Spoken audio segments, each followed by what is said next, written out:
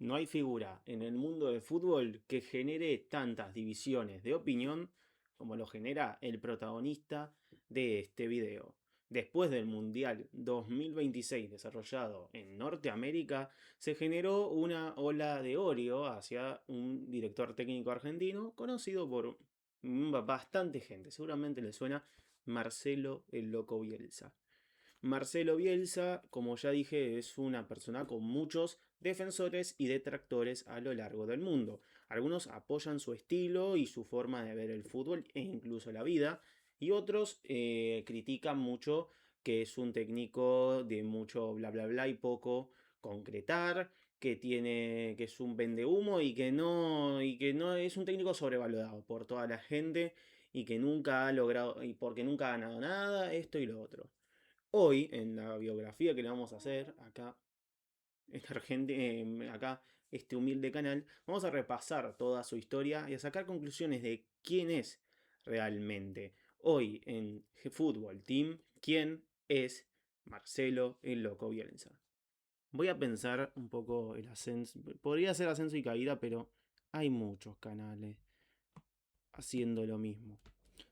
Su nombre real es Marcelo Alberto Bielsa Caldera, pero se lo conoce mejor como el Loco. Nació en Rosario el 21 de julio de 1955 y se crió en esa ciudad, básicamente.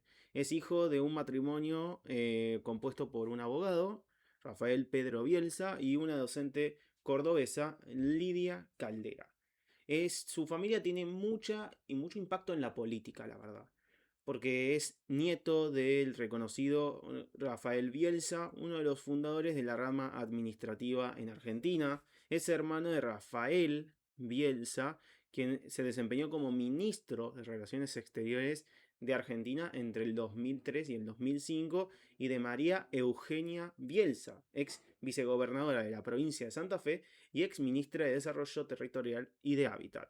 De niño militó en el Club Estrella Azul y de su barrio, hasta que llegó a la cantera de Newell's Old Boys para debutar en primera. Como ya dijimos, hizo las divisiones inferiores en Newell's Old Boys, y ahí se desempeñó como defensor central. Fue incluido en la selección nacional que jugó el Campeonato Sudamericano de 1974, donde terminaron en cuarta posición. Debutó en primera un 26 de febrero de 1976 ante River. Aunque no disponía de una calidad técnica depurada, era un defensor rocoso y muy temperamental. Hizo equipo con grandes leyendas del fútbol argentino como Jorge Valdano o Américo Gallego. A finales del 76 formó parte del seleccionado argentino que participó en el preolímpico de ese mismo año, que se disputó en Recife, Brasil, y consiguió el tercer puesto, ¿no? Y Bielsa se puso como integrante del equipo del torneo. Hay que decir que ese equipo estaba conformado por, en su totalidad, jugadores de gran mayoría, jugadores de Newell's Old Boys, dispuesto así por el entrenador de la selección argentina y de esa selección de preolímpico, César Luis Menotti, que algo sabía de fútbol. Bueno, una lesión lo dejó fuera de los terrenos de juego durante mucho tiempo y lo forzó a salir de Newell's Old Boys para llegar al instituto. Empezó siendo un titular, pero dejó ese puesto a mitad de temporada y entonces decidió salir de ese equipo con solo 16 partidos disputados. Ahí fichó por Argentinos de Rosario, donde finalizaría su carrera como futbolista en el año 1980. En ese último club anotó su único gol como futbolista. Sus últimos años como jugador, Bielsa estaba estudiando la carrera de educación de profesor de educación física, además que analizaba videos de equipos de ligas europeas que habían sido mandados por el tío de un amigo desde España. Y además cuando se retiró se abrió un kiosco de diarios y revistas en su ciudad, Rosario. Comenzó con su carrera como entrenador dirigiendo al seleccionado de la UBA, la Universidad de Buenos Aires, la cual integra un servidor que les está hablando. ¿Cómo no? ¿Cómo no? Si somos lo más grande que hay. Tuvimos a Bielsa. ¿Y tu universidad? ¿Tu universidad?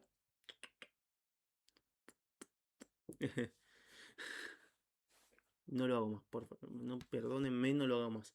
El equipo estaba integrado por, como dije, estudiantes de esa universidad. Voy a aclarar esto, voy a dejar el guión en Wikipedia, pero voy a aclarar esto. Hay, como dice nuestra amada Wikipedia, yo no la careteo, no la careteo. Como dice el guión, hay torneos de universidades. Hay universidades que hacen distintos deportes y se disputan torneos universitarios. Y bueno, eso era lo que dirigía Bielsa. Hay que, si, para que se queden más tranquilos, no sé si se quedan más tranquilos, no lo sé, me estaba quedando sin ideas. Iba a volver al guión, no sé, cualquier cosa. Momo, en su biografía como futbolista, el video se llama Intento ser un futbolista, seguramente si lo ponen les va a salir. Habla de que él participó en un campeonato de universidades representando a la Universidad de La Plata y ahí sufre una lesión muy fea, pero mejor véanlo, escúchenlo del Momo que es divertido, por lo que sea, es divertido. ¿No? En ese equipo empezó a consolidarse el apodo de Loco. No estuvo ajeno, pero tampoco estuvo ajeno a los logros deportivos. En un día histórico logró un empate ante la reserva de Boca Juniors. En 1982 empieza a ejercer como director técnico en las divisiones inferiores de Newell's Old Boys. Su trabajo en las inferiores le consagró a la cantera de Newell's como una de las más prestigiosas que existen hoy en Argentina. Una de sus tantas locuras fue dividir el mapa de Argentina en 70 partes de 5 apartados, con la intención de probar a más de 1000 jóvenes futbolistas para recoger a los más capacitados en su equipo.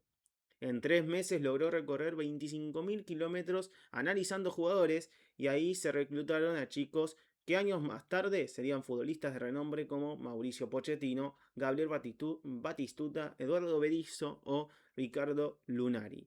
Fue durante esta etapa cuando Marcelo recibió el apodo del Loco porque bueno, esto es una locura, recorrer 25.000 kilómetros que seguramente no debían ser en avión o por la situación económica de Bielsa, no deberían ser en avión, sino, no sé, en micro. ¿Cómo recorres 25.000 kilómetros? O sea, ponete a analizar eso. Creo que a Mar del Plata, a Mar del Plata, es menos, pero casi, o sea, básicamente casi, y debe ser como un promedio, ¿o no? Sí, no, sí, no. Ah, qué feo. Bueno, sigamos. Fue durante esta etapa cuando Marcelo recibió el apodo de loco, como decía, y debido a sus singulares métodos de entrenamiento. Esto también se suma. En 1988 consiguió el campeonato de reserva y el equipo profesional consiguió el campeonato de primera división.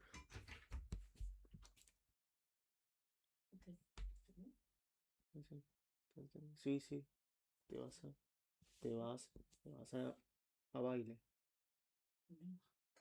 Ah, bueno. No, no, no. No, no, no. Andate. No, salí. Salí. No estoy estudiando, salí. ¡Salí!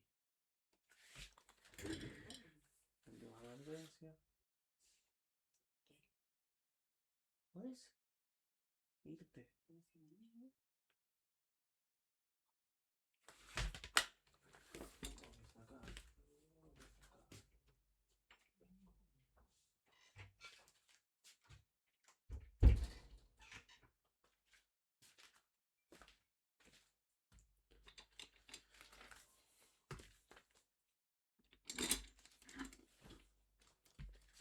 Listo.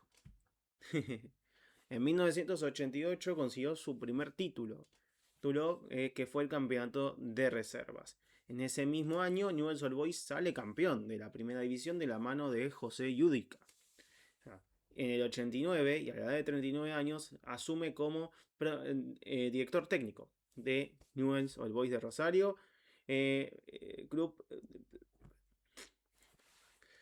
Ay, boludo, ¿qué me está pasando? Me acabo de chaspotear. como, bueno, vamos a Reming back, como dicen las batallas escritas. En el 89, al fin, asume por primera vez como director técnico de un equipo profesional, siendo el nuevo técnico del club Newell's Old Boys de Rosario. Esto se debió a su éxito en las divisiones inferiores y por eso lo hizo... qué matete que me hice, papaya. Por Dios. Esto se debió, por supuesto, a sus éxitos en las divisiones inferiores, ¿no? Asumió por primera vez en 1990 y subió a 10 jugadores de las filiales que tenían entre 19 y 21 años, bastante grandes, la verdad. En su primera temporada ganó el campeonato de primera división, en la apertura de 1990. Algo que parece ser, que parece muy llamativo, ¿no? Porque no se conoce a Bielsa por ser un técnico que haya ganado muchos títulos, pero su primer campeonato gana la liga con Newell's Old Boys. Es cierto que ya venía como un equipo consolidado, pero bueno, llamativo es porque además es Newell's Old Boys, no es uno de los grandes del fútbol argentino. Lo peleó palmo a palmo con el River de Daniel Alberto Pasaela, caudillo de la defensa argentina. Llegaron a la última fecha empatados en puntos, pero una derrota de River ante Vélez Sarsfield por 2-1 y un empate de Newell's ante San Lorenzo en el estadio de Ferrocarril Oeste le logró dar el título al conjunto santafesino y el derecho a disputar la final contra el campeón de la tabla anual del Clausura de 1991. La final anual, perdón, del campeonato anual. Sí, campeonato anual es. En aquel, en aquel día sería recordado porque durante la celebración del título, Marcelo fue llevado a andas o en hombros por un hincha con la camiseta de Newell gritando la famosa frase Newell's carajo, que seguramente la tenés. No la voy a poner primeramente porque no sé si me deja poner videos. Sí, por copyright no debe tener muchos segundos, ¿no? Pero no sé cómo hacerlo especialmente. Creo que tengo que descargar, comprar YouTube Premium. No tengo tanta plata. Y dos, esta compu va a estallar. Si le descargo un archivo pesado, un poco más, con suerte estoy haciendo este video. Agradezcan. La victoria en el Apertura, como ya dijimos, habilitó a Newell's a jugar la final del anual en el partido ante el campeón del Clausura 91. Otro matete más, pero por suerte lo supe salvar. Tengo una dislexia, mamita querida. Esta final se disputó ante Boca. El partido de ida lo ganaron 1-0 con un gol de cabeza de Eduardo Berizzo y el partido de vuelta en la Bombonera lo perdieron por 1-0, pero Newell's se consagró en tanda de penales siendo el tercer título del loco. Dirigió también en la Copa Libertadores de 1992. El conjunto rosarino supo sobrepasar la primera fase quedando como primero de su grupo a pesar de tener una derrota por 6-0 ante San Lorenzo. En este momento la hinchada creyó coherente, ¿no? Eh, Ir a la casa de Bielsa para amenazarlo, ¿no? O sea, pues, lo típico que hacen hinchas poco chiflados. Vamos, no vamos a decir otros comentarios, ¿no? Y Marcelo, amablemente, los recibió con una granada en la mano diciendo, ¿se van o la tiro? Bueno, creo que se entiende el apodo. ¿Por qué el apodo del loco, no? Finalmente Newell superó el cuadro eliminatorio para plantarse en la final ante el San Pablo de Tele Santana, uno de los mejores equipos de la historia del fútbol sudamericano. En la ida ganaron por 1-0 con gol de Berizzo, pero en la vuelta perdieron por el mismo resultado con gol de Raí. Pero esta vez los penales le dieron la derrota por 3-2 y el campeonato al equipo brasileño. Semanas después se consagró campeón del Clausura 92, así que no podía estar tan triste y se llevó su cuarto título. Bastante bien. Aquel equipo se caracterizó por concretar eficazmente el desdoblamiento defensivo-ofensivo, marca registrada de los equipos de Bielsa. Los 10 jugadores de campo atacaban y los 11 defendían. Bielsa apostó también por muchos jóvenes que pudo formar cuando era técnico de las inferiores, como los nombrados Pochettino, Berizzo y Lunari, y también Fernando Gamboa. Además que a estos se les sumó jugadores consolidados y que ya sabían lo que era ser campeones, como Gerardo el Tata Martino o Norberto Scoponi, campeones del 88. después de su paso por Newell's llegó a México, al Atlas de Guadalajara, donde quiso plantear lo mismo que hizo en Newell's Old Boys, potenciar la cantera de cada institución del fútbol mexicano. Hizo probar a más de 11.000 jóvenes futbolistas, de los cuales salieron grandes como Rafa Márquez, Juan Pablo Rodríguez, Jared Borghetti, Daniel Osorio, Osorno o Pavel Pardo. Durante una temporada prácticamente la mitad de la selección mexicana estaba compuesta por jugadores formados por Bielsa, que fue una de las personas que transformó el trabajo en juveniles en dicho país. La temporada 93-94 tomó la dirección del primer equipo, finalizando quinto en la liga. En el 95 se hizo cargo hasta marzo del 96 de la América, donde dirigió 33 partidos y los logró clasificar a la liguilla. No le fue tan bien igualmente. Regresó al Atlas como director deportivo y continuó su proyecto de formación de jóvenes. Su buen trabajo le hizo merecer la posibilidad de dirigir a la selección de México, pero declinó la oferta. En su paso como entrenador también tuvo momentos para justificar el por qué le decían loco. En un partido ante Correcaminos, equipo que hoy milita en la segunda división de México, tuvo un enfrentamiento con árbitros y jugadores del equipo contrario y fue una sorpresa, claramente para el público mexicano. No están acostumbrados a una pelea de tanta calidad, de tanta ira, ¿viste? De tantos golpes. Ira es la forma más bonita de que tenés de decir a una pelea. No sé qué me está pasando hoy, la verdad, digo, no sé. En 1997 vuelve a la Argentina para dirigir a Vélez, asumiendo la presión de agarrar un equipo que venía en una racha ganadora muy, muy buena, gracias a los logros que consiguieron Carlos Bianchi y Osvaldo Piazza en su momento. En su primer campeonato consiguió colocarse cuarto en el Apertura del 97. Con Bielsa el equipo desarrolló un fútbol caracterizado por la presión y el repliegue defensivo-ofensivo, donde los jugadores debían adaptarse a cumplir varias funciones y se atacaban con un gran número de efectivos. Al año siguiente consiguió dominar el campeonato de punta a punta y consagrarse campeón con 46 puntos en el clausura del 98. Bielsa había firmado un contrato de una sola temporada, por lo que quedaba saber qué hacían, si lo renovaban o no. Al final, Bielsa decidió salir de Vélez por causas diversas, según muchos. Se habló mucho de una relación tensa entre jugadores y técnicos, algunos referentes como José Luis Chilaver, pero la principal causa fue un desgaste físico y psicológico del equipo. En 1998 tiene un raro paso por el Español, se hizo cargo del equipo durante unos meses y se fue para dirigir a la selección argentina. Lo que se puede destacar es que se reencontró con su ex dirigido Pochettino y propició la llegada de Martín Ponce al equipo catalán. En esos 6 partidos que dirigió, ganó 1, empató 2 y perdió 3. Fue ahora donde llega el momento más...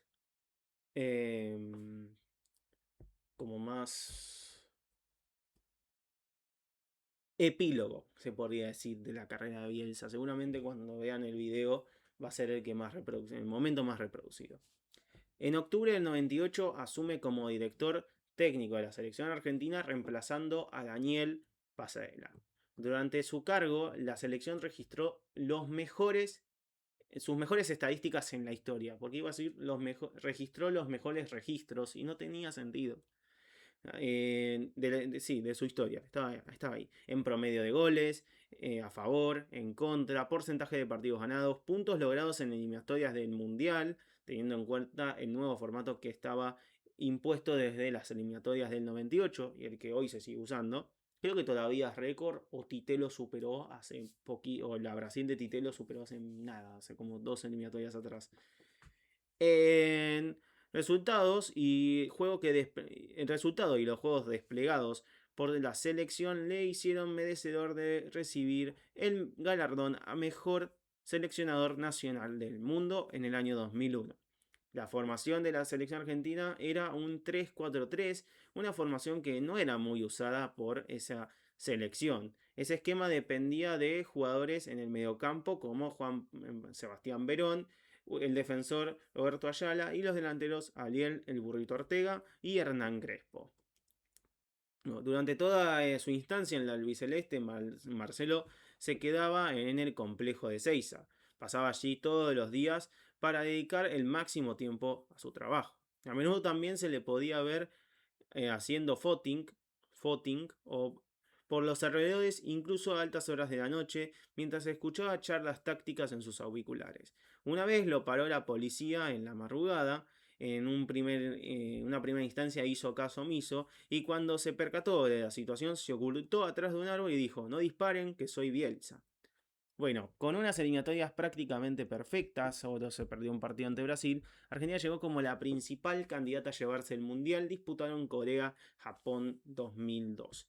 La selección fue emparejada en el grupo F con Nigeria, Inglaterra y Suecia. El primer partido lo ganan contra Nigeria con gol de Batistuta. El siguiente partido lo pierden con gol de Beckham ante Inglaterra y es el famoso partido donde se especula que Verón regaló el partido. O sea, un partido donde Verón jugó muy mal y se cree que, como él en ese momento militaba en el Manchester United y tenía muchos compañeros que jugaban en el United que estaban en la selección inglesa, para no, ganaban todo, se cree que Verón regaló el partido y jugó mal a propósito. Y luego se empató 1-1 ante Suecia.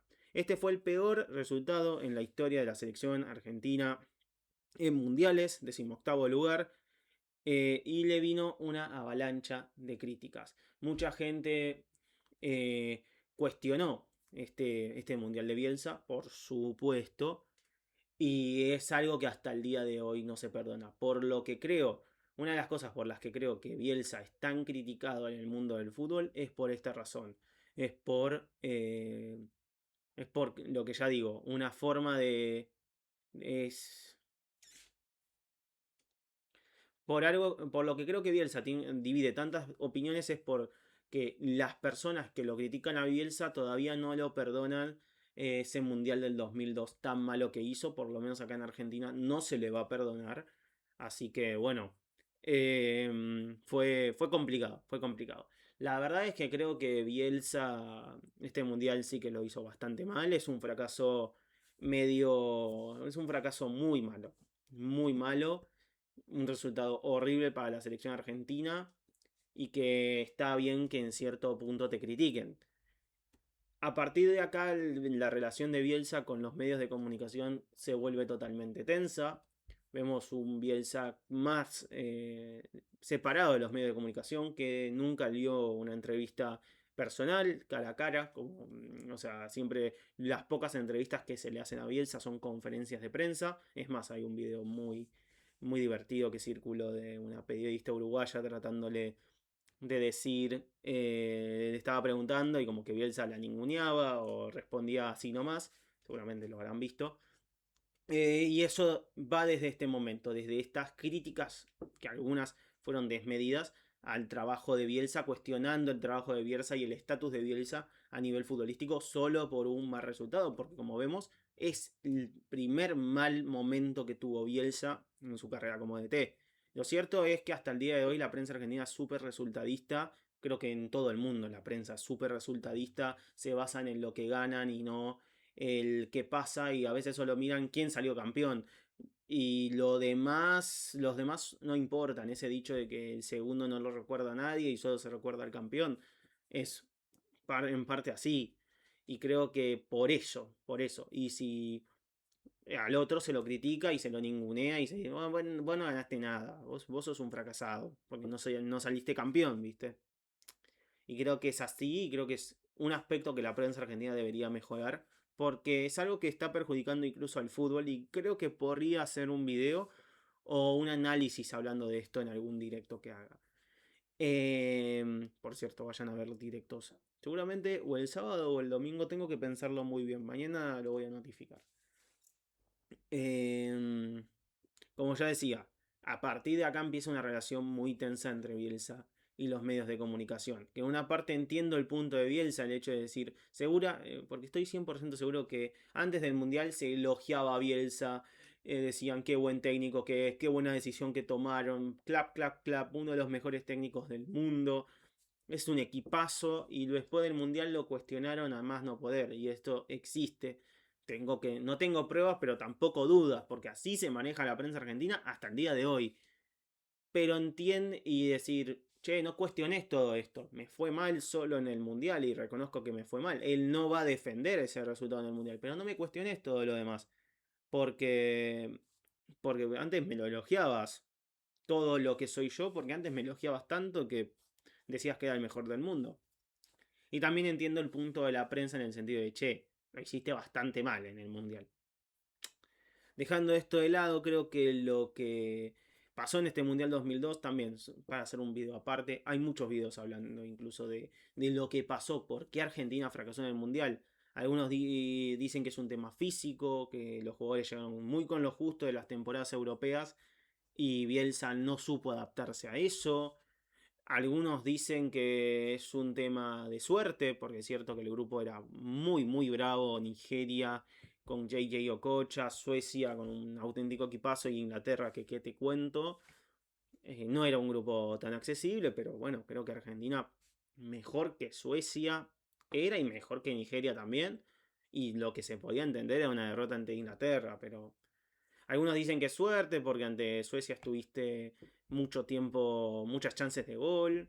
Otros dicen que es... Yo creo que lo que le voy a añadir, que mucha gente no añade, es que no jugó la Copa América en el 2001. Este grupo, este equipo que ya venía consolidado, no juega la Copa América de 2001, aludiendo motivos de problemas de seguridad que habían en Colombia por ese entonces. Lo que hace que no tengan esa sensación, esa presión de decir, che, no podemos jugar mal este partido porque tenemos muchas chances de irnos. O sea, no podemos jugar mal este partido porque nos vamos. Y eso es un mundial. No tiene ese margen de error que tienen las eliminatorias, que es muy amplio, o más amplio que una Copa América y un mundial directamente. Por ejemplo, Argentina en el 2021 sabía cómo manejarse tras la derrota ante Arabia Saudita en el 2022 porque en el 2021 había sido campeón de la Copa América. Así que en ese aspecto creo que le faltó a la selección argentina. Puede ser por ahí. Algunos aluden a malas convocatorias, principalmente no convocar ni a Martín Palermo ni a Juan Román Riquelme. Lo de Palermo no se entiende porque convocó a Claudio Paul Canigia, muy pasado de rosca, ya en Escocia, totalmente fuera de sí, que lo único que aportó ese mundial es ser expulsado en el último partido, desde el banco de suplentes, una vergüenza. Lo que se puede decir es, en primer resultado, desde el lado de Martín Palermo, era un jugador muy... había jugado en la Copa América del 99 y es la famosa copa donde patea 3 penales y erra los 3 ante la selección colombiana. También juega una mala copa Guillermo Barros Esqueloto y desde esa Copa América tuvo como medio un conflicto con los jugadores de Boca y a esos dos no los llamó y a ninguno. Boca estaba en un momento peak, en el prime de la historia de Boca y, y no... Y hoy no estuvo ahí, y hoy no estuvo, y ningún jugador de Boca fue convocado. La verdad es que es rarísimo y bueno, algunos aluden a eso. Riquelme, por ejemplo, otros dicen que no se adaptaba al esquema de Bielsa, no era un técnico, no era un jugador del esquema de Bielsa y Bielsa entendía mucho eso, que los jugadores se adapten al esquema antes que él adaptarse a los jugadores. Y es un punto de vista quizás muy controversial en el mundo del fútbol. Bueno, creo que habrá que hacer un video aparte del Mundial del 2012, el por qué se fracasó, pero esas son algunas de las razones. Vamos a ir a lo que vamos a seguir. Después de la Copa del Mundo, a pesar del fracaso, Julio Humberto Grondona lo confirmó como reconfirmó como técnico de la selección argentina de cara al Mundial que venía del Alemania 2006. En julio del 2004, la Argentina jugó la final de la Copa América, que pierde ante Brasil de una forma dramática porque mete un gol agónico Brasil en el último minuto de Adriano. O sea, trágico, trágico. Pierden en penales 4-2. Y semanas más tarde disputan los Juegos Olímpicos de Atenas 2004. El equipo salió campeón de punta a punta, ganando todos sus partidos, incluso la final ante Paraguay con gol de Carlos Tevez. Es el primer campeón olímpico en ganar todos sus partidos. Luego de superar a la selección de Perú en las eliminatorias del 2006 y con Argentina en puestos de clasificación, sorpresivamente confirma su salida de su cargo por motivos personales. Eso era la excusa que había puesto, no la excusa sino el motivo que había impuesto. En 85 partidos ganó 56, empató 18 y perdió solo 11. Muy, muy buenos registros y su sucesor fue José Pekerman, un técnico que lo estaba rompiendo, que la estaba rompiendo en las divisiones inferiores de Argentina, en las selecciones inferiores de Argentina, perdón. Bueno, esta fue la etapa de Bielsa, donde ya digo, muy buena etapa, muy buenos registros, con un oro olímpico, con una final de Copa América. Pero lamentablemente lo que lo mancha es ese mundial horrendo en el año 2002, que ya lo hemos repasado. Y ya digo, desde ese momento hay mucha gente que no le perdona ese mundial 2002 a Bielsa, porque eran chicos y se ilusionaron mal con esa selección y el fracaso fue enorme y lo que sea. Y de ahí creo que es donde viene tanta polaridad con Bielsa, porque luego tampoco le iría tan mal en sus próximas elecciones. Vamos a ver. Llega a la selección chilena en agosto del 2007, tras semanas de negociaciones. Se estableció un contrato de 3 años y un sueldo de 1.400.000 dólares. Decidió confiar en jugadores que habían sido tercer lugar en el Mundial Sub-20 del 2007 y los del club Colo Colo de Chile, que venía a ser el tetracampeón de dicha liga. Me enrolé como nadie. Su debut se hizo el 7 de septiembre del año 2007 en un partido ante Suiza, donde perdió por 2-1. En el segundo partido ganó 2-0 ante Austria. En 2008 decidió dirigir a la selección chilena sub-23, que jugó el torneo Esperanzas de Toulon, y dirigió a la selección que jugó la Copa Kirin en 2009. En dichos encuentros consiguió el segundo puesto. Remodeló el complejo deportivo Juan Pinto Durán. Tuvo como ayudante a Eduardo Berizzo. Rejuveneció el plantel, aceptó los elementos y sus acopló los elementos y sus titulares fueron jugadores de ritmo europeo. Entre los grandes jugadores que integraron ese plantel podemos decir Claudio Bravo, Matías Fernández, Mauricio Isla, Alexis Sánchez, Arturo Vidal, Humberto Suazo, que era el máximo goleador, el mejor goleador del mundo en el 2006, Jorge Valdivia, un crack que jugaba en Brasil, Gary Medel, figura en el fútbol argentino, y figuras del ambiente chileno como Juan Bosellur o Gonzalo Jara. Transcurridas las eliminatorias, Chile terminó segunda con 33 puntos, solo a uno de Brasil. Sumó 20 en la segunda rueda. Algunos de sus partidos más destacados fueron la victoria ante Argentina en Santiago por 1-0, la victoria ante Paraguay por 2-0 en Asunción, la victoria ante Perú en Lima por 3-1. El 10 de octubre del año 2009, Chile derrotó a Colombia por 4-2 y confirmó su clasificación al Mundial. Esta fue la octava vez que Chile participó en la máxima cita del fútbol continental y venía de 2 ediciones sin participar. En el Mundial de 2010 fue el segundo Mundial de Bielsa con la selección chilena. Se disputó en Sudáfrica y compartió el grupo H junto a España, Honduras y Suiza. A las dos últimas les ganó por un resultado de 1-0 en ambos partidos y perdió 2-1 ante la que sería la futura campeona del torneo, España, como lo es ahora. Qué triste, la puta madre. Con 6 puntos logró clasificarse por diferencia de gol y llegó a octavos de final. Primera vez que se hacía en muchísimo tiempo. Ahí fue goleado por Brasil 3-0, siendo esta la peor derrota de Chile en las Copas del Mundo. Aún así, Chile logró hitos históricos como ganar un partido 12 años después. En noviembre del año 2010, Bielsa anuncia en una conferencia de prensa que si ganaba Jorge Segovia las elecciones de la ANFP, no seguiría en el cargo. El día 17, Bielsa dirigió el partido que ganó Chile 2-0 ante Uruguay en el centenario de lo que sería de la fundación de la selección chilena. En ese partido estaba marcado por la posibilidad de que sea el último de nuestro protagonista. Jorge Segovia tenía esto como con esto se le imposibilitó las chances de ser presidente y convoca a elecciones. esta era la oportunidad para que Bielsa mantuviera su cargo. Bielsa había anunciado que dejaría el cargo el mismo día que Segovia asumiera. Continuó dirigiendo a la selección y asumió su participación en un amistoso que se disputó en enero del 2011 ante Estados Unidos. Bielsa finalmente se retiró de la selección debido a diferencias con la ANFP, que estaba encabezada por Sergio Güede. En febrero del 2011 rompió su contrato, que estaba vigente hasta el 2015, y en una emotiva conferencia de prensa en el Juan Pinto Durán anunció su salida. Su estadía en Chile duró 3 años y medio, donde adoptó el...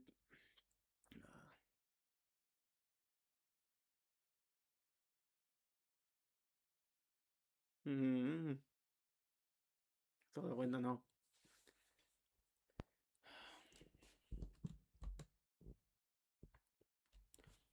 En noviembre del 2010, Bielsa anuncia en una conferencia de prensa que si ganaba las elecciones de la ANFP Jorge Segovia, no seguiría en el cargo. El día 17, Bielsa dirigió un partido que termina 2-0 a favor de Chile ante Uruguay, siendo este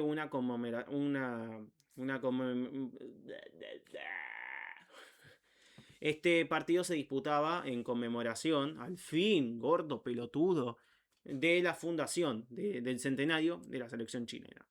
El partido estuvo marcado porque porque se parecía ser que este iba a ser el último de Bielsa como director técnico de Chile.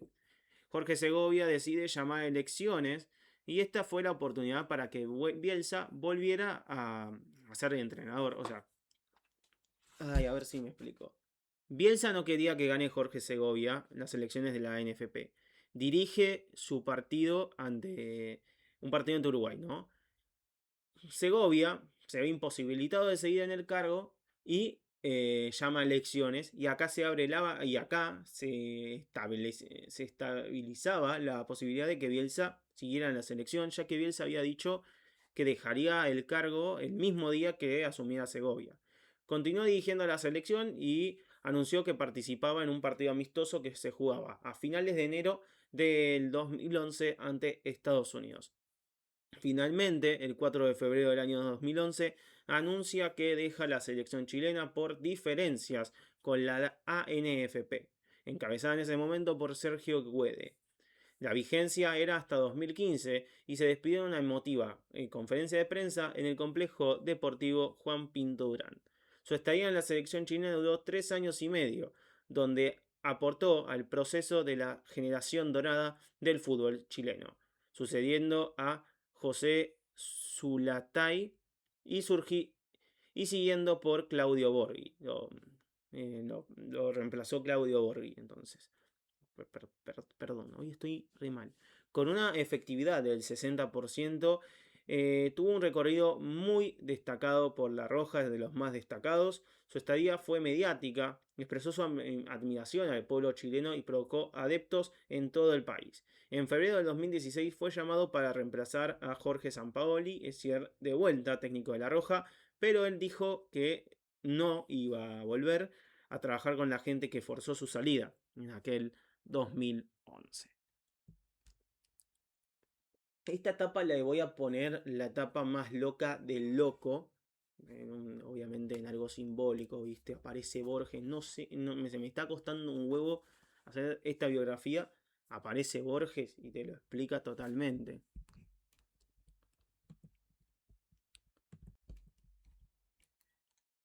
Listo.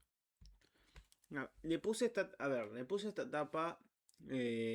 Las locuras, la etapa más loca del loco, básicamente porque en este momento Bielsa empieza a tener más una actitud conflictiva con la dirigencia y empieza a actuar de forma extraña. Vamos a ir viendo cómo se va a ir desarrollando y se va a ir yendo mal de sus equipos, de los respectivos equipos en donde está, aludiendo motivos de sueldo, de conflictos con el vestuario, conflictos con los dirigentes, lo que sea. Pero vamos a empezar. Tras su gran paso por la selección chilena, el recientemente elegido en las elecciones de presidente para el Athletic Club de Bilbao, José Urrutia, lo llama para ser el siguiente entrenador de dicho equipo. Bielsa ya se había comprometido con este presidente y rechazó ofertas de clubes prestigiosos como el Inter de Milán, el Sevilla o la Real Sociedad. Con la llegada de Bielsa el equipo cambió su estilo de juego, convirtiéndolo en más vistoso y de toque. Pero las primeras fechas el equipo le costó afianzarse y los resultados en liga no eran buenos. En cambio, en la Europa League pudo solventar estos malos resultados y conseguir sobrepasarlas con éxito. Cuando el equipo pudo acostumbrarse a este estilo de juego, los resultados empezaron a mejorar. Y para la fecha 19, el equipo estaba peleando puestos de Champions League, mientras que en la Europa League, de cara a las siguientes jornadas, continuaron siendo los resultados muy buenos y lo llevaron a ser primero del grupo F una vez jugados los 6 partidos. En los primeros meses del año 2016, el equipo se mostró sólido en la Copa del Rey y en la Europa League, logrando clasificarse a la final de ambos cotejos. Cabe destacar que el Athletic no llegaba a una final de Europa League en los últimos 35 años. Pero la cantidad de partidos y la poca rotación que usaba Bielsa llevó al equipo a experimentar un gran desgaste físico que a final de temporada lo perjudicó mucho. Perdieron las dos finales por goleada, 3-0 en ambos partidos. En la final de Europa League la perdieron ante el Atlético y en la final de la Copa del Rey la perdieron ante el Barcelona en el último partido de uno de sus discípulos, Pep Guardiola. Ni más ni menos, Pep Guardiola. En el último cuarto los resultados en la liga fueron cayendo y el equipo terminó décimo, con 12 partidos ganados, 3 empatados y 13 perdidos. A pesar de esto, logró clasificarse a la Europa League del 2012-2013, ya que tras ser subcampeón de la Copa del Rey con el Barça, que era el campeón vigente, el equipo consiguió clasificarse a la Europa League porque el Barça ya estaba clasificado a la Champions.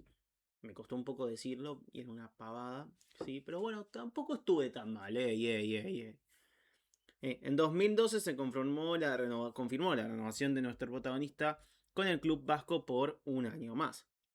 La temporada comenzó con una polémica debido a las salidas de Javi Martínez al Bayern Múnich, equipo que pagó su cláusula de rescisión, y la decisión de no renovar a Fernando Llorente, uno de los referentes de ese equipo. Los resultados no acompañaban, ya que el Athletic se vio eliminado muy pronto de la Europa League, en fase de grupos, y de la Copa del Rey, en 16avos de final ante el Eibar. En la liga el equipo estuvo más cerca de las posiciones. Listo.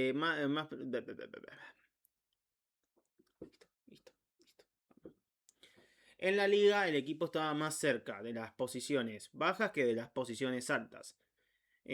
Al seguir al frente del conjunto vasco, Bielsa alcanzó los 100 partidos en el derby de País Vasco ante la Real Sociedad. El equipo terminó 12º y Bielsa decidió no renovar su contrato, siendo así el último técnico que dirigió en el antiguo estadio de San Mamés. El 2 de mayo del 2014 llega al Olympique de Marsella con un contrato para 2 temporadas. En el debut de liga empataron a 3 contra el club Bastía, pero perdió el siguiente. Después de eso desencadenó una racha de 8 partidos consecutivos conociendo la victoria, y así es como llegó al liderato de la Ligue 1 2014-2015. Pero en la Copa de la Liga quedó eliminado en la tercera ronda ante el Stade de Reims. Igualmente le pasó en la Copa de Francia, perdiendo ante Groboulen Foot 38 por tanda de penales. Finalmente terminó la primera vuelta con el Marsella de Bielsa, posicionado en la primera posición. Posicionado en la primera posición. Hoy estoy para pasar palabra. Pasar palabras no, ¿viste? Pero en la segunda parte del torneo el equipo decayó muchísimo, siendo superado por el PSG e incluso por el Olympique de Lyon y quedando cuarto y clasificándose a la Europa League. Vamos. En julio del 2015 el entrenador argentino niega los rumores de ofertas para hacerse cargo de la selección mexicana, afirmando que quería cumplir el contrato con el Olympique de Marsella. Bielsa comienza la temporada 2015-2016 con una derrota ante el Caen, y al terminar el encuentro el argentino presenta su dimisión, alegando diferencias con el club, al que reprochaba por haber cambiado los términos del nuevo contrato que había firmado. Y esto reforzó los rumores para una posible llegada a la selección mexicana, pero Bielsa rechazó el combinado azteca. Bielsa dejó al club marsellés siendo uno de los técnicos con mayor porcentaje de victorias en comparación en relación a los partidos disputados. Otra frase que me costó mucho. 2 años después, Bielsa explicó que su marcha de la entidad se debió a un justificativo ético, asegurando que el club pretendía rebajar un 10% del sueldo de los técnicos sin darle ninguna explicación. Me costó una bocha. Voy a explicarlo como lo traté de explicar con el tema de la selección chilena, porque Dios mío. Bielsa se va, según él, debido a un justificamiento ético, ¿viste? Asegurando que el club pretendía bajarle un 10% del sueldo a su técnico sin darle ninguna explicación. ¿Me entendí? Bielsa no le gustó. En pocas palabras, Bielsa les rompía soberanamente las pelotas que le bajen 10% del sueldo. ¿Cobraba mucho? Sí. ¿Se podía quejar de lo que ganaba? No, porque la verdad es que un obrero debería ganar menos. Pero a Bielsa le rompía soberanamente las pelotas y decidió irse. Esa es la aplicación más adecuada que puedo dar. La concha de mi madre. En 2016 pasa algo súper raro. El técnico argentino firma con el Lazio, equipo que todos conocemos, ese equipo de Italia que juega el clásico contra Roma, con un salario cercano a 3 millones de euros. Finalmente, el 6 de julio se confirmó esta llegada en medio de rumores que especulaban a Bielsa con la selección argentina. En el conjunto italiano confirmó la contratación del... Otra vez. En junio del año 2016 se especuló la posibilidad de que el técnico argentino dirigiese al Lazio. Dichos rumores se confirmaron en 6 de julio de ese año, en medio de los rumores de una posible llegada de Bielsa a la selección argentina. Pero renunció 2 días después. El técnico dimitió antes de asumir el puesto. O sea, una locura. Y los 3 millones de sueldo, le dice. Claro, como no asumió el puesto, no los debía cobrar. Y el Lazio dijo: hijo de puta. Esto según dijo él, porque no había fichado a ninguno de los 7 jugadores prometidos, apalabrados con Bielsa para antes de firmar el contrato. Pero pará. Voy a hacer otra. Otra vez, sí. En junio del 2016, el Lazio especulaba de que él iba a llegar al Lazio. Hablo lento porque también me costó muchísimo hacer esta parte. Hoy estoy con una dislexia impresionante. Hasta la palabra dislexia me está costando decirla. Esto se hacía en medio de los rumores que había para contratar a Bielsa a la selección argentina. Para que Bielsa vuelva a la selección argentina había muchos rumores y listo. La entidad italiana confirmó la contratación del director técnico argentino el 6 de julio de ese mismo año. Pero, Bielsa decidió dimitir de su puesto. O sea, ni tuvo la posibilidad de asumir. Esto, según él, era porque no se habían fichado a los 7 jugadores prometidos con Bielsa antes de firmar su contrato. O sea, 7 jugadores en 2 días querían que compren. Dios mío, boludo. Esto es una locura. O sea, 3 millones. Pagan 3 millones de dólares a Bielsa. Porque eso no lo aclaré. Bielsa fue contratado por 7 millones de dólares. Y él dice: me voy porque en 2 días no me trajeron a 7 jugadores. Pero pará, loco. Ni en el modo carrera se traen 7 jugadores en 2 días. Mamita querida, bien. Acá no lo voy a bancar nada. Es así como llega al Lille de Francia. El 19 de febrero del 2017 es anunciado para ser el próximo entrenador de ese equipo con un contrato para 2 años, asumiendo sus funciones el 1 de julio. 3 meses después es presentado el 23 de mayo.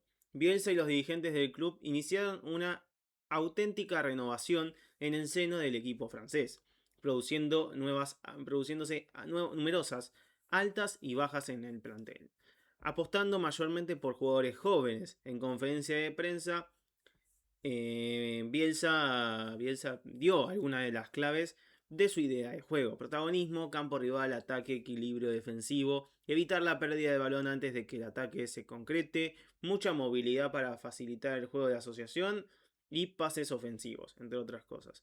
Su debut se dio en el Stade Pierre de Moulin, venciendo 3-0 al Lens en la primera fecha de la Ligue 1. Fue el segundo mejor debut de un entrenador en la historia del equipo, pero recibió la misma dosis en el partido siguiente ante el Racing de Estrasburgo. En dicho partido, Bielsa utilizó los 3 cambios en el primer tiempo. 2 de ellos se dieron por una lesión. Ya en el 20 de septiembre de ese mismo año, con una victoria, 2 empates y 3 derrotas, el Lille quedó en zona de descenso y aún así Bielsa decidió no dimitir. En noviembre del 2017, 2 días después de perder 3-0 ante el recién ascendido Amiens, estaba penúltimo en la tabla con 12 puntos en 13 jornadas. El club anunció, después de eso, que iba a suspenderlo de manera temporal. Esto se debía a que hizo un viaje a Chile sin consultarle a nadie, como si estuviesen las cosas perfectas, básicamente. Estaba ahí, acabo de decir que estaba en zona de descenso. Sin consultarle a nadie, viajó a Chile para visitar a algunos de sus... visitó Chile para visitar a uno de sus ayudantes antiguos, que era Luis María Bonini, que estaba enfermo de cáncer. El 15 de diciembre, el club anunció que la relación contractual había finalizado debido a una falta grave, a los malos resultados conseguidos y a diferencias entre él y la dirigencia. En 2018 fue condenado por el Tribunal de Comercio francés a pagar 300.000 euros en conceptos de daños y prejuicios al club, por considerar abusiva la demanda que le impuso de 18.600.000 euros al no indemnizarlo. La totalidad, según él, esto era la totalidad de los salarios que debía cobrar por su contrato y los precios sufridos por el despido y los perjuicios sufridos por el despido, lo que podía provocar la quiebra del club. O sea, un quilombo. Su estancia en Lille, su instancia en el Olympique de Marsella se va mal del Olympique de Marsella. El Athletic Club no se va mal. Tiene este momento de conflicto que avisé, que dije, de Javi Martínez y Fernando Llorente. Pero wow, qué locura.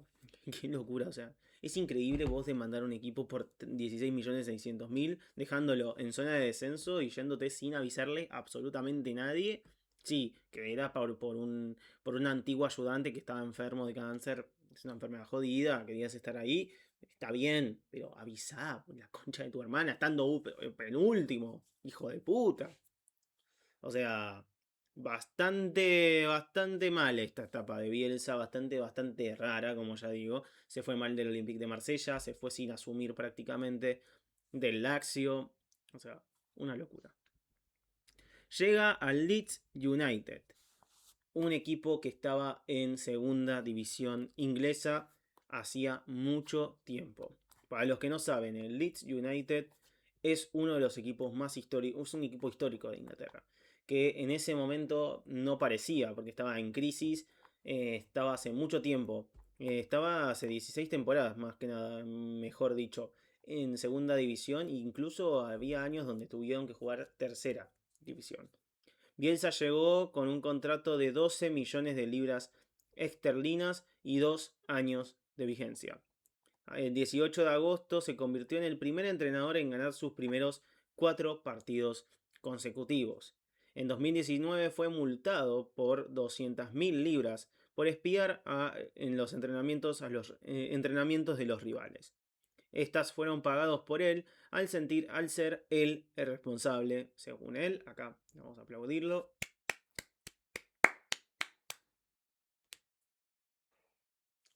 Mamma mía, super, pero bueno, o sea, una locura.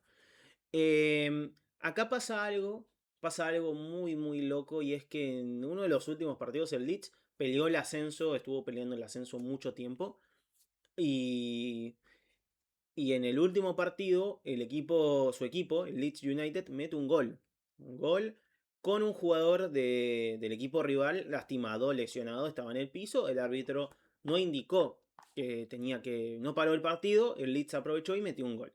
Bueno, Bielsa ordenó a sus jugadores dejarse meter el gol en el gol del empate. Porque él consideraba medio injusto, o habrá considerado medio injusto, el meter un gol meter un gol con un jugador lastimado. Esto causó un revuelo gigante. Había gente que apoyaba la decisión de Bielsa diciendo que era deportivo, que estaba muy bien, esto y lo otro. Y había otros, y me incluyo, porque creo que lo que pasa acá es que hay jugadores que un ascenso les puede cambiar económicamente, a nivel carreras, los puede hacer crecer mundialmente y hacerlos conocidos y cambiarles la vida. Y hay veces donde no sabes si cuántas oportunidades vas a tener para ascender. Quizás es esa oportunidad. Y yo creo que no es culpa de los jugadores que el árbitro no haya parado el partido. Es el árbitro el que tiene que parar el partido después de una lesión de un rival. No es los jugadores. Los jugadores están bien, está bien que marquen el gol. Así que yo creo que estuvo mal lo de Bielsa. No por el hecho en sí, sino por los jugadores de él. Porque no pensó en sus jugadores, en lo que habían hecho para llegar ahí. Y tuvieron la oportunidad de ascender directamente y, no y él la tiró a la basura. O sea, por una acción que ya digo, no dependía de él. Pero bueno, eso, díganme qué opinan de esa acción. ¿La harían si son Bielsa? ¿Cómo se la tomarían si son el jugador del contrario? Em, yo creo que me la tomaría mal. No, si son, no, el jugador del contrario no. Hoy estoy. Si son el jugador que tiene que dejarse meter un gol. Se lo encararían al técnico, se enojarían. No sé, díganmelo. Por suerte, por suerte no. Porque ya en el playoff el equipo quedó fuera de esa ronda perdiendo ante Derby Country. Pero por suerte, para Bielsa, logró el ascenso al año siguiente, confirmado así el 17 de julio del 2020 con la derrota del West Bromwich Albion ante el Huddersfield. El Leeds ascendió, como ya dijimos, a Premier League 16 años después. Al día siguiente y con la caída del Brentford ante el Stoke City, se consagraron campeones de la Championship, siendo la cuarta vez en su historia que lograban conseguir este torneo. Y además se había logrado con 2 partidos de antelación. En honor a estos logros obtenidos con el club inglés, la ciudad de Leeds, la ciudad donde está el Leeds United, decidió poner una calle a nombre de Bielsa. Renovó por 1 año y 8 millones de libras, convirtiéndose en el sexto técnico mejor pagado de la liga. En ese momento estaba Mourinho en el Tottenham, Guardiola en el City, Klopp en el Liverpool. O sea, había técnicos de muy alto nivel y él era como parte de la elite, según se tenía entendido por el salario que ganaba. Consiguió un meritorio 9º lugar para un equipo que estaba hace 16 años en el ascenso inglés. Un 9º lugar es muy bueno. Descubrió a un tal Rafinha, que hoy en día es uno de los mejores jugadores del mundo. Y la verdad es que fue una muy buena temporada. Pero, la segunda temporada no fue igual. No logró repetir esos resultados. Apenas consiguió 23 puntos en 26 fechas. Le sirvieron para evitar el descenso, pero tuvo que dejar su cargo en febrero del 2022, no terminó la temporada, tras perder 4 partidos consecutivos y estar 5 sin ganar, incluyendo el clásico en Elliott Road, el clásico de las Rosas, o el Derby de las Rosas, ante el Manchester United. Acá Bielsa consigue otra vez, después de esa etapa donde había, había tenido muchas locuras, pero había como quedado medio cuestionado por esos malos pasos o pasos donde se había ido muy mal, directamente en el Lille, le fue horrible. Bielsa consiguió, como que consiguió reafirmarse y volver a posicionarse en el fútbol mundial. Porque lo que hizo, ya digo, con Leeds, agarró un equipo que estaba deambulando por el descenso, que era histórico, que llegó a jugar semifinales de Champions y todo, y llevarlo a hacer a primera y hacer esa temporada que hacen, donde quedan novenos, no estuvo nada mal. No estuvo nada, pero nada mal. Bien. Después de eso, logra ponerse en la...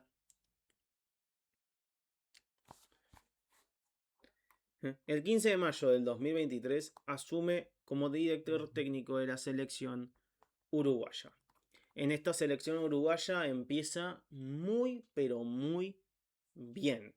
Ganándole partidos a Argentina y a Brasil, dominándolo, siendo muy superior y llegando a la Copa América del 2024 como la principal candidata a llevarse el trofeo.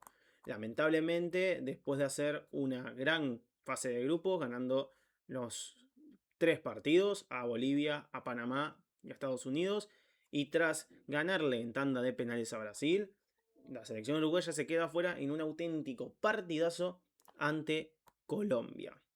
Y luego se reafirma el tercer puesto tras ganarle en tanda de penales a Canadá. En este partido ante Colombia pasan dos sucesos importantes. No, dos sucesos no, uno muy importante, el otro está como relacionado con este. Eh, Después del partido parece ser que hinchas colombianos fueron a burlarse o atacar a familiares de jugadores uruguayos que estaban en la tribuna y algunos jugadores uruguayos, ejemplo Darwin Núñez, saltaron a la grada a cagarse a piñas con los hinchas colombianos que estaban atacando a la familia. Esto le representó a los jugadores uruguayos una sanción de algunos que eran un partido y otros que eran como 5. Así que bastante bonito. Y despertó el odio, el enojo de Marcelo Bielsa en la conferencia de prensa. Algo que muchos aplaudieron, la verdad es que son boludos, ¿viste? Que no sé, ¿por qué lo aplauden? ¿Por qué? Perdió y se enojó, ¿viste? No reconoció la victoria del rival. Un rival que jugó un muy buen partido y le ganó. Simple. Simple, simple. Igualmente, hasta este momento no era mala la instancia de Bielsa en Uruguay. Estaba bien posicionado en eliminatorias, hizo una buena Copa América, perdió en semifinales ante Colombia en un gran partido y encima Colombia, que era un equipazo que venía de muchos partidos sin perder, no estaba nada mal. Pero, después de la Copa América se retira uno de los grandes jugadores uruguayos en la historia del fútbol, Luis Suárez. Y Luis Suárez se va. En un principio pensábamos que se iba porque no le daba la edad, porque no le daba el nivel, porque lo sentía así, y decidía dar un paso al costado y lo veíamos todo bien, pero no era tan así. Parece ser que la salida de Suárez hizo entrever conflictos entre el director técnico y los jugadores de la selección uruguaya. Esto se debía a tensiones. Esto se debía a un estilo exigente en la gestión del vestuario de Bielsa y a los métodos de comunicación que él tenía. Sumado a esto, a la sanción que recibieron algunos jugadores, la selección uruguaya experimentó una racha de partidos perdiendo, le fue bastante mal y es más, llegó a... No, no sé, nunca llegó a correr peligro la clasificación. La verdad es que no. Con una victoria ante Perú por 3-0, Uruguay confirmó su...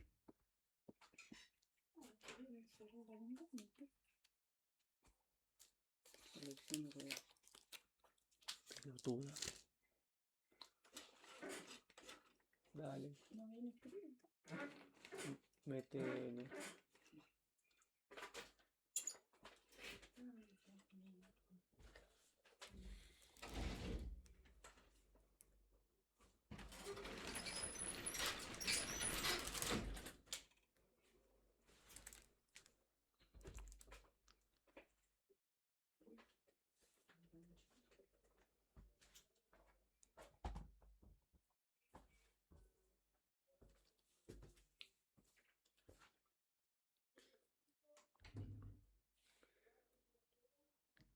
Eh, bueno, como decía, la selección uruguaya empieza a experimentar, pero no se logra, como decía, se logran clasificar al mundial, pero la confianza del uruguayo con Bielsa nunca se logra reconciliar. Sí, estaba buscando la palabra y era así. Empiezan a perder partidos, empiezan a estar cuestionados, resultados cuestionables. Una derrota 5-1 ante Estados Unidos, creo que era el momento para dar un paso al costado, porque ahí asumí que no, Bielsa no, Uruguay no iba a ningún lado con Bielsa. Y, pero bueno, él decidió seguir y llegó al Mundial del 2026, siendo este su tercer Mundial. En el primer partido empata con Arabia Saudita, con un error gravísimo de Muslera en el gol de Uruguay. Un partido donde Uruguay, es cierto que el segundo tiempo, con más empuje que fútbol, termina mereciendo el resultado. Hace figura a un arquero de la segunda división de Arabia Saudita.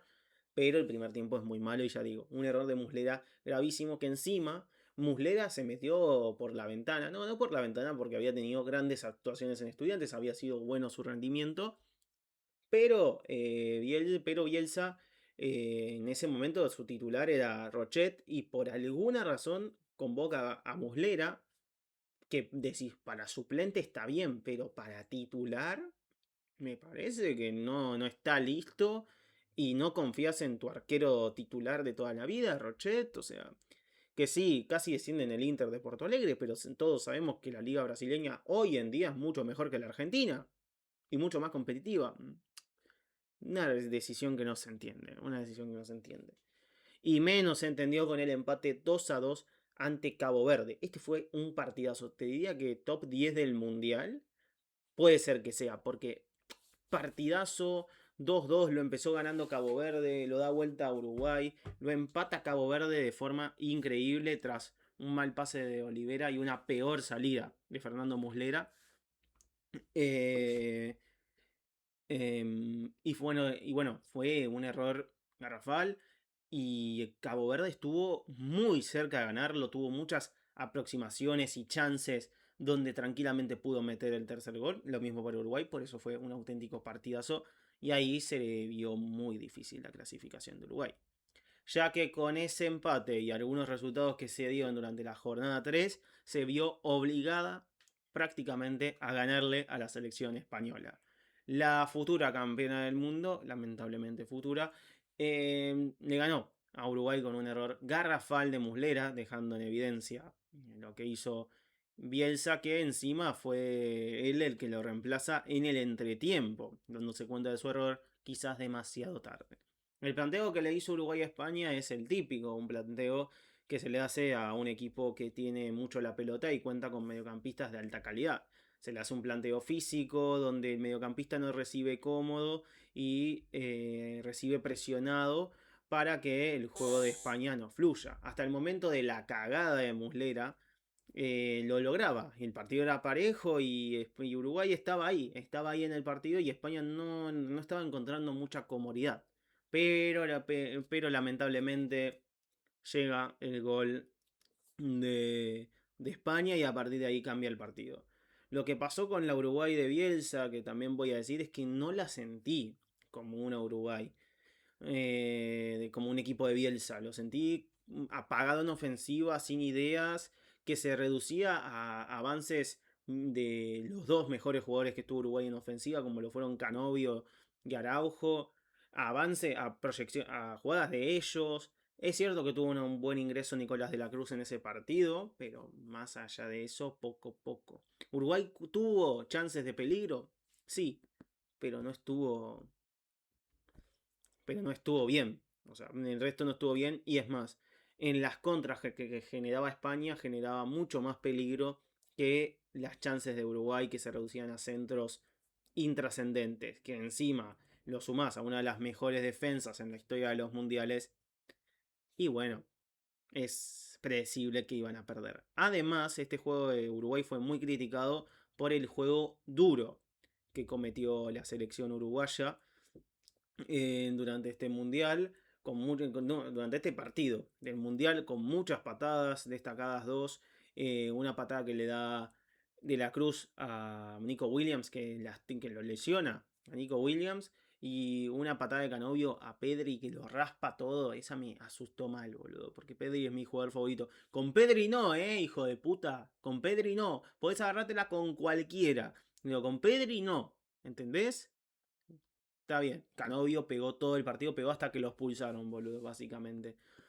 Y así terminó el ciclo de Bielsa con la selección uruguaya y con esto revivieron las críticas del sector que no banca a Marcelo Bielsa. Creo que sí, es un fracaso total, es un upgrade inmenso y es algo que la verdad no veía venir. No veía venir cuando llegó, pensé que bueno, podía cambiarle la mentalidad del uruguayo y también hay que decir algo. También hay que decir algo. Por su tensiones por su exigente estilo de gestión. O sea, se llegan a agarrar con Luis Enrique y se pegan un tiro en las dos pelotas. Caprichosos de mierda. O sea, eh, no puede ser. No puede ser. La selección uruguaya, como ya dije, fue muy, muy boluda. Muy boluda. Estoy, estoy pensando en qué voy a decir. Las razones del fracaso de Bielsa con la selección uruguaya puede deberse a muchas cosas. Algunos aluden a una cama de la selección uruguaya a Bielsa, pero yo no creo que haya sido así. En realidad yo no creo en las camas, creo que a ningún... ¿Por qué? Porque es medio boludo. ¿Por qué le va a convenir a alguien perder? Y más en este momento, ¿por qué le va a convenir a la selección uruguaya quedarse en fase de grupos, a los jugadores quedar manchados en la historia de la selección uruguaya?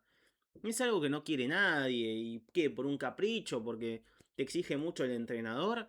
Déjate de joder. O sea, te exige mucho el entrenador. Te llega a agarrar Luis Enrique y ¿qué? Te pegas un tiro, boludo. Dios mío. Dios mío, boludo. En estas teorías de conspiranoicas de la cama a Bielsa se deben en parte, o se basan en parte, al mal nivel de algunos jugadores, como el caso del mejor jugador uruguayo del momento, que es Federico el Pájaro Valverde. A ver, hay que aclarar algo. Es cierto que el Mundial de Valverde es de los más decepcionantes que pueda haber, pero también es cierto que jugó incómodo, jugó en una posición que no es la suya. Él juega de de mediocampista box to box, pisa las dos áreas, sí, es muy bueno en ataque, pero también aporta mucho en defensa. Y en este Mundial Bielsa lo puso de media punta en una 4-2-3-1, que no es su posición habitual y es normal que quizás se sienta un poco incómodo. Es más, hay algunos hinchas del Real Madrid que piden que se pase a la posición de lateral derecho. Desde ese lado se podría atacar. También se puede atacar a la pésima convocatoria y ya digo, el pésimo nivel que tuvo Bielsa. Ya lo dije, no lo sentí un equipo de Bielsa por la pobreza ofensiva que tenía. Y además su pésima convocatoria. No convocó a Santiago Mourinho, jugador de el Villarreal. Teniendo tantas opciones como defensores centrales, decidió confiar en un lateral izquierdo como central, que es Matías Olivera, que es buenísimo. Salió dos veces campeón con el Napoli, pero, pero no es lateral, no central, es lateral izquierdo. En la lateral izquierda convocó a Matías Viña en vez de a Joaquín Piquerés, que Viña sí mejoró en River y es más, yo no estoy de acuerdo que esté en el búnker que está en River, que ya todos saben de lo que hablo, pero él es, pero él, pero, pero Piquerés es, ya digo, de los mejores laterales izquierdos de América. Estará Cuña y estará Piquerés. O estará Piquerés y está Cuña. Pero están ahí, ¿eh? Es el mejor lateral izquierdo de los que juegan en Conmebol y es uruguayo y no lo convocás. Porque no se acopla a tu estilo de juego, pero vos pones a Valverde de media punta. No convocó a otro media punta, por eso tiene que jugar con Valverde. Y esto hizo que ante la lesión de Arrascaeta quedé totalmente en bolas. Y muchos errores más. No convocó a Nathan Dandes, también podía solucionar el lateral derecho, el medio campo. Muchos errores más en la convocatoria. Que es normal que tengas una convocatoria polémica. Hasta los campeones del mundo tienen convocatorias polémicas o donde hay nombres que se pueden criticar.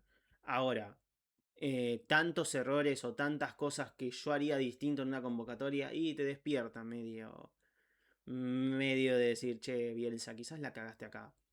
Después está el tema de... Está el tema de la suerte. Está el tema de la suerte. Bielsa en 2023, cuando llega, tiene a dos centrales que prometían muchísimo, que prometían ser una dupla de centrales de las mejores de Sudamérica, en el Chema Jiménez, afianzadísimo en ese momento en el Atlético de Madrid, y Araujo, que tenía nivel de top mundial en el Barcelona. Araujo sufre problemas de depresión, no, pobre, no podemos hacer mucha, no nos podemos quejar mucho o no lo podemos criticar mucho, pero decae muchísimo su nivel en el Barcelona. No sé si se acuerdan el nivel de Araujo en el 2023, que era buenísimo, y este nivel de Araujo no tiene nada que ver. Y el Chema Jiménez sale del 11 titular del Atlético de Madrid. Tenías un delantero que prometía marcar época y ser el reemplazo generacional de Suárez y de Cavani, y hoy le cuesta hasta la Liga Árabe. Y luego tenías a una selección sub-20 que venía a ser campeona del mundo, y de esos campeones sub-20 ninguno estuvo en condiciones de jugar el Mundial. Para que se den una idea, en octavos de final quedó la selección argentina. Y ahí estaba Valentín Barco, que que fue convocado a jugar, es un decir, el Mundial del 2026. Así que también hubo algo de suerte. Y además quiero agregar una cosa. Uruguay en los últimos mundiales que se disputaron hace 50 años, o sea, de 1976 para acá, ¿saben cuántas veces pasó a cuartos de final? 2 veces. Es una selección que en líneas generales es súper mediocre. Que España la pasó por la derecha, que Francia la pasó por la derecha, que Argentina la pasó por la derecha. Es una selección que vive del pasado y está más pendiente de contarse estrellas antes de ser competitiva en el fútbol mundial y en el fútbol sudamericano. Hoy la Liga Uruguaya es de las peores ligas de América. La supera la Liga Argentina y la brasileña, que es normal, pero con el formato de la Liga Argentina es un caramelito, y hoy la Liga Uruguaya es peor que la Argentina. Es superada por la Liga Paraguaya, superada por la Liga Ecuatoriana, superada por la Liga Chilena, es superada para mí por la Liga Peruana. Y te podría seguir nombrando. Hoy no es Liga Top 50 y prácticamente Bielsa no pudo convocar a nadie de Uruguay, y eso le limita las opciones un montón. Así que el estado del fútbol uruguayo también es precario, y esto lo tienen que atender. Y por más que venga Diego Forlán, que es el nuevo técnico de la selección uruguaya, y Diego Forlán puede ser buenísimo, pero creo que va a vivir estancada esta selección. Así que quizás no es tanto la culpa de Bielsa, sino también la culpa de los directivos. Pero bueno, esto fue todo. Esto fue todo. El video creo que es el peor que grabé. También estoy un poco oxidado. 1 hora y 17. Para la conclusión. Para la conclusión. Marcelo el Loco Bielsa. Yo creo que Marcelo el Loco Bielsa es un gran director técnico. Un director técnico que ha logrado que Newell se posicione en el fútbol argentino como una de las mejores canteras de Argentina, y como un equipo importante del fútbol argentino. Ganó 3 títulos en Newell's, algo que es mucho decir para un equipo que no es acostumbrado a ganar tanto, no es un equipo grande, y él ganó 3 títulos y llegó a una final de Copa Libertadores. Es más, el estadio de Newell's se llama Marcelo Bielsa en honor a él, y una de las tribunas es en honor a uno de sus pupilos, Gerardo el Tata Martino, que también fue técnico de Newell's en que también fue técnico de Newell's y lo sacó campeón en el año 2013. La gran cantidad de técnicos que formó bajo su tutela también no tiene sentido. Eduardo Berizzo, Pep Guardiola, el Tata Martino, Mauricio Pochettino, Osorio, Sampaoli, Diego Rodríguez, etc. Un técnico que marcó época en Newell's. En Vélez le fue muy bien, salió campeón con 46 puntos. En México marcó una época, porque uno ve el video del Alaska y al mexicano diciendo, no, Bielsa es malísimo, esto, lo otro. Le quería decir que uno de los mejores jugadores mexicanos está Hugo Sánchez, y luego está él, Rafa Márquez, fue formado en la escuela de Bielsa. Y varios de los grandes jugadores mexicanos de la década de los 2000, que es una década donde México fue una selección competitiva en el fútbol mundial, fueron formados por Bielsa. Así que deberías estar un poquito agradecido, hermano. No, luego está su paso por la selección chilena, que hay que decirte, debe ser, le van a hacer un monumento en el predio, en ese predio Durán, le van a hacer un monumento a Bielsa. Y luego el paso por el Olympique de Marsella, sí, cuestionado, pero no podemos decir que le haya ido mal. El paso por el Atlético de Bilbao, con sus más y sus menos, podríamos decir que el saldo es positivo, porque llegó a 2 finales de Copa del Rey y de la Europa League, que ya dijimos, no era algo normal para el club vasco llegar a esa situación. En el Lille sí que le fue muy mal, en el Lazio le fue mal, en la selección argentina no le va tan mal. Gana los Juegos Olímpicos, gana la Copa América, concreta unas eliminatorias prácticas. No, es subcampeón de la Copa América, perdón, me equivoqué. Concreta una de las eliminatorias más dominantes de la historia y casi perfecta, pero solo le va muy mal en la cita que más importaba, que era el Mundial. Y ya digo, por eso los argentinos gran parte de los argentinos no lo perdonan. Y por este Mundial que pasó, gran parte de los uruguayos tampoco lo van a perdonar. A pesar de que empezó muy bien. Y creo que también tiene algo que ver cierta camarilla. No creo que cama, pero que te cuestionen como técnico y que los jugadores no confían en vos no es algo muy positivo para el ecosistema, para el fútbol. Al final, Bielsa es un técnico que ve el fútbol como yo, que le gusta el fútbol como yo, ofensivo, con equipos protagonistas, con la pelota, generando chances de gol. Ese es el estilo de juego que a mí más me gusta y comparto con Bielsa muchas cosas. Quizás lo critiqué o cuestiono algunas de sus decisiones, pero al final son decisiones, como diría Miguel Ángel Russo y que en paz descanse. Son decisiones, son cosas que vos tomás y mediante tus valores, tu forma de ver la vida, y no podemos juzgar a la gente por lo que gana. Porque la verdad es que van a ser pocos los exitosos en la vida. O sea, van a ser pocos los que vamos a tomar como exitosos si valoramos solo lo que se gana. Lo importante no es ganar, es trascender. Y él prácticamente trascendió en todos los equipos y en todos los jugadores que dirigió, todos los jugadores, salvo los de la selección uruguaya, ¿no? Te van a hablar maravillas de Bielsa, incluso los de la selección argentina que vivieron el fracaso más desorbitante en la historia del fútbol argentino en los últimos 50 años. O sea, es muy bueno y muy significativo lo que dejó Bielsa para el mundo del fútbol y eso lo tenemos que valorar. Así que bueno, esta fue mi opinión. No sé si les importa. Pero bueno, vamos a dejar el video acá. Si les gustó, ya saben, dejen su like, que estamos empezando una nueva etapa en este canal. Suscríbanse, importante suscribirse, activando la campanita, si no YouTube no te avisa una mierda de los videos que se hacen acá. Y compartí este video, deja tu comentario de qué opinas sobre Bielsa, te parece un sobrevalorado, te parece infravalorado, a algunos le va a parecer infravalorado. Yo creo que no está ni sobrevalorado ni infravalorado. Tiene la valoración. Si una persona es objetiva, va a tener la valoración que se merece y tiene los reconocimientos que se merece. Un técnico que es muy importante en la historia del fútbol porque formó a muchos entrenadores y jugadores que posteriormente serían entrenadores para con conceptos muy buenos y creo que es un técnico que lo ha hecho muy bien, pero creo que no está infravalorado porque se habla mucho de él, pero tampoco sobrevalorado porque no me parece que lo que se habla o lo que se lo valora sea exagerado. Algunos sí, pero yo creo que si vos sos objetivo lo valorás bien a Bielsa. Así que bueno, como ya dije, este es el video de hoy. Así dije lo de like, lo de suscribirse, la campanita, el comentario y bueno, nos vemos. Ah, como ya dije, voy hasta hoy. Hoy seguramente ya habré hecho directo de fútbol.